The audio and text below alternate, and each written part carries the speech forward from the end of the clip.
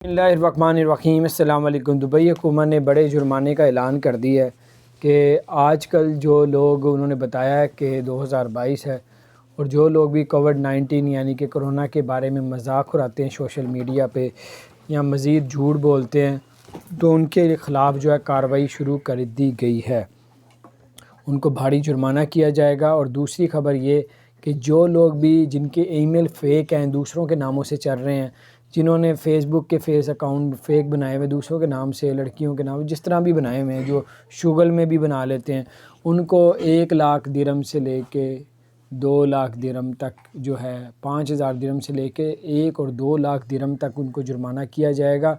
और 5 साल जो है वो यानी कैद का भी इस तरह का कुछ उनका है।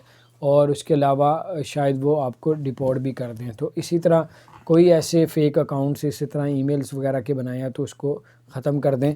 और ये साइबर क्राइम को उन्होंने दे दिया हुआ है।